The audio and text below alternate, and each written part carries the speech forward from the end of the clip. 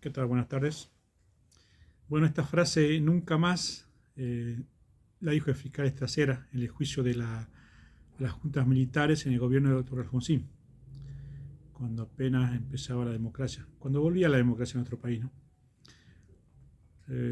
Evocando la época maldita de la dictadura militar, que gobernó un buen tiempo en nuestro país, causando varios hechos de terrorismo de Estado y desapariciones de personas. Y en eso reprochamos todos estos hechos. O sea, allí no hay grieta, ¿no? Porque la grieta en realidad no es algo natural como una piedra, una hoja, una hierba. La grieta la creamos nosotros, la alimentamos día a día con nuestras diferencias, nuestras disputas. Esa es la famosa grieta que se notó mucho en estos tiempos. Populismo contra los de la derecha, izquierda contra derecha, en fin, intransigente contra intransigente. También se dio antes, ¿no? Unitario contra federales, eh, Colorado contra azules, en fin, siempre hubo, digamos, enfrentamientos y sangrientos, desgraciadamente, ¿no?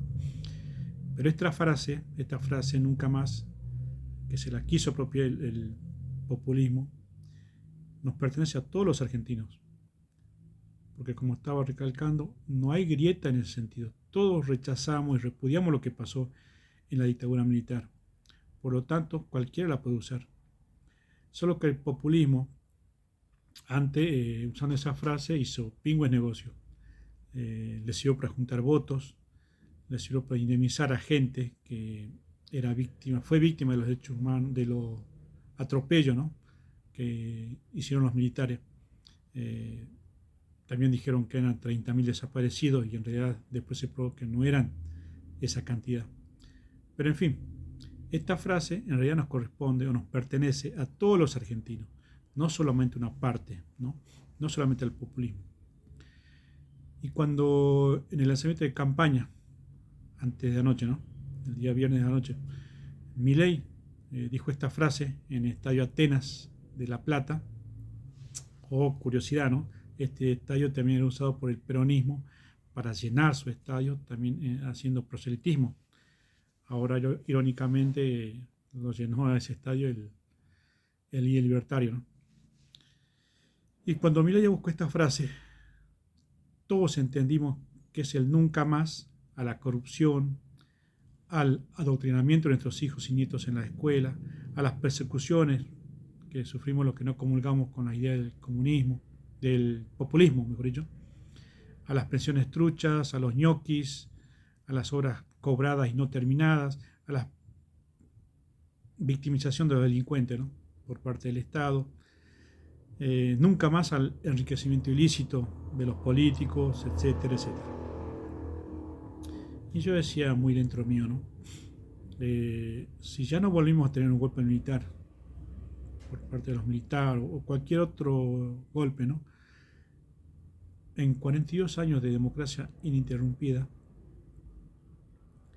qué lindo sería tener que tengamos, ¿no? Nunca más a todas estas cosas que dije anteriormente. Y yo creo que con eso un país se para, ¿no? O sea, se pone bien y no está sufriendo el desempleo, la inflación, todo lo que se sufre ahora, o lo que de a poco ya estamos dejando, ¿no? Eh, pero yo tan solo, con un nunca más, ¿no? Eh, Al mal manejo de la economía, me conformaría, la verdad. Pero nunca más la corrupción, o sea, viendo esas personas, ¿no? Esas personas que estaban al lado de mi ley, ¿no? Me refiero a Montenegro, a Pareja, todos esos personajes que en realidad, en mi opinión, son exitosos, ganadores y que se enriquecieron gracias a las mieles de la política, ¿no? Y por eso están al lado de mi ley, porque ellos quieren seguir disfrutando, aprovechando esas mieles, ¿no? De estar junto al poder. Y por eso yo siempre dije, ¿no? Es mi ley y nadie más. Si no, nos remitamos a la declaración jurada de estas personas, de estos tipos exitosos, ricos, ¿no? Eh, no sé si se acuerdan que yo detallé la declaración jurada de Milei en el programa anterior, cuando dije Milei es un perdedor. declaró 2 vehículos, un Peugeot descapotable y un Mercedes Sprinter, un furgón. Un departamento de 100 metros cuadrados en el barrio porteño de Almagro y algunos ahorros en efectivo. O sea, son, digamos, corresponde a una persona de clase media, ¿no? Y esta clase media baja, supongo, teniendo en cuenta los parámetros con que se mide, ¿no? Clase media alta, baja y media alta, media baja, ricos, pobres, ¿no? Entonces, a comparación de estas personas, ¿no? Estos que se beneficiaron de la política o del poder, ¿no? Milei es prácticamente un indigente. Ojo, lo digo en términos comparativos, no despreciativos, no se vayan a confundir, porque muchos se ofendieron por el título de la vez pasada del programa anterior de Milei es un perdedor, y cuando lo escucharon, bueno, se dado cuenta a qué me refería. ¿Cómo será que muchos hasta me llamaron por teléfono diciendo saca ese video, no te conviene? Pero como yo soy apolítico, puedo decir lo que sea, ¿no? Para mí, yo estoy obligado a decir lo que está bien y lo que está mal, no hablar a favor de un partido o de otro. Esa es la diferencia con los demás comunicadores que tengo, ¿no? Entonces ahora yo dije que un nunca más al manejo de la economía quizás bastaría para levantar un país, o por lo menos para mí yo estaría conforme con un nunca más de ese manejo de lo que hicieron los populistas. Por eso ahora yo voy a hacer una descripción, ¿no? Muy breve, ¿no? Sintética casi, de cómo fue que manejó la economía el populismo, de por qué llegaron a fundir casi un país, llegamos a ser casi Venezuela. Entonces lo voy a describir de la siguiente forma. Supongamos que este gobierno administra la cosa pública y la economía y le dice a la gente, ya no nos vamos a basar en números estadísticos como lo están haciendo actualmente, y vamos a gobernar con el corazón. Y le dicen los argentinos, vamos a subir el déficit fiscal y de esa manera le vamos a mejorar la vida a la gente. Entonces, ¿cómo vamos a financiar ese déficit? Vamos a ir en contra de los empresarios malos, crueles, ambiciosos, y le vamos a aumentar los impuestos, y así cuidamos a los más vulnerables. Y le vamos a aumentar los impuestos. ¿Y cómo vamos a hacerlo? Bueno, vamos a aumentar los costos. Entonces, ¿qué va a pasar? Cuando esa persona vulnerable al que se le puso plata en el bolsillo se va a dar cuenta que las cosas van a estar más caras, ¿no? Y entonces, ¿qué hace el gobierno? Se le ocurre una idea brillante. Aumenta los salarios. Sí, por medio de una ley, ¿no? Un papelito, aumenta el salario. Total, la inflación que aumentó producto del déficit y del aumento de los impuestos, lo soluciona aumentando el salario. Y al costo, que llamamos inversión, parece que no hay que pagarlo. Y esto es llanamente tratar a la gente de tonta. Ese aumento de salario produce aumento de costos y la empresa va a echar personas, a los trabajadores, ¿no? ¿Y cómo va a solucionar el gobierno esto, el Estado, para que no eche trabajadores? Bueno, saca una ley, ¿no?, imponiendo que las empresas no echen más trabajadores. Y entonces la empresa, como está esta ley, ¿no?, todas las empresas, ¿no?, los empresarios, deciden no contratar más trabajadores, porque si no se vaya a la quiebra.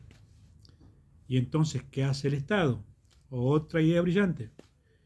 Contrata a esas personas despedidas o que no contrata a la empresa y le da trabajo al Estado, pasando a engrosar la planta estatal, y de ese modo también, según ellos, soluciona el tema del desempleo. Y entonces, como ya antes habían aumentado el déficit y los impuestos, ¿qué hace el Estado? Otra idea brillante. Como tiene el Banco Central, emite más dinero. ¿Pero qué va a pasar? Como se emiten pesos y no dólares, y va a haber fuga de dólares, entonces, ¿qué hace el Estado? Dispone el cepo al dólar. ¿Se acuerdan, no? Y entonces aparece el dólar blue, que es un dólar paralelo que llega a costar a veces hasta 50% más que el dólar oficial. Y entonces, ¿qué pasa? Se va toda la nube y impone el control del precio, otra idea brillante, para que aumente la inflación, por supuesto. Pero cuando el empresario vea que no le sirve y no le va a entrar dinero suficiente en sus finanzas, no va a haber stock y no va a haber nafta. Y entonces, ¿qué va a hacer el Estado? Va a imponer la ley de góndolas y ley de desabastecimiento, aunque al empresario no le sea rentable. Y entonces, como el Producto Nacional va a estar más caro, el mismo empresario y la gente misma, el consumidor, va a observar que el mismo producto afuera del país está más barato. Entonces los corredores blue que pudo comprar, va a comprar afuera, o sea, va a importar. Y entonces, ¿qué hace el Estado? Inventa la CIRA, que dispone que para importar, el Estado mismo va a citar los dólares que necesita la gente que quiere comprar afuera o importar, ¿no? De la manera que ellos quieran y cuando quieran darlo. De una manera discrecional, por supuesto. Y entonces de esa manera no se fugan dólares y ellos dicen cuidan la industria nacional. Ahora bien,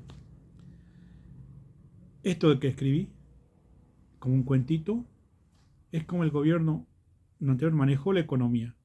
Y así llevó al 50% de la pobreza, una inflación del 211%, un rico país de más de 1.900 puntos, una planta estatal superpoblada, dejaron la reserva del tesoro en rojo, o sea, en números negativos, un país sin ahorro, sin inversión, sin producción, o sea, un país fundido. Y así nos mintieron, así nos llevaron a la ruina. Y ahora este gobierno, con fórmulas totalmente distintas, ¿no? Totalmente, se levantaron el cepo, bajaron el déficit, con eso ya no hay inflación, o hay muy poca, el último índice apuntó 1,9, porque está haciendo las cosas medianamente bien, para otros muy bien, para el populismo obviamente lo hace muy mal porque dice que de esa forma eh, no soluciona nada y hay más pobres y hay gente que no. Sí, hay ajustes, pero eso lo había dicho ya el presidente, ¿no? Entonces, eh, tengamos esperanza realmente de que el nunca más, por lo menos en la economía, ¿no? Haga que lo demás, ¿no? La corrupción, eh, los subsidios truchos, las pensiones, ahora eso también se termina y que vayan de la mano, que se dé por añadidura. Y que ese nunca más, aunque al populismo le ofenda que usemos esa palabra, realmente se dé y de a poco. Bueno, así de esta forma tan corta, este programa no quiero hacer muy largo porque estoy viendo que los videos largos cansan y no tienen tanta vista. Por ejemplo, el anterior fue uno muy corto y realmente tuvo mucha vista, quizás por su título, quizás por su contenido, o quizás pues no fue tan largo. Así que bueno, gente, nos vemos en el programa que viene. Y suscríbanse por favor si pueden. Recuerden, @Raúl Gaspar -10, hagan comentarios, den like, así seguimos adelante con este programa y digamos nos levanta la moral. Que tengan muy buenas tardes.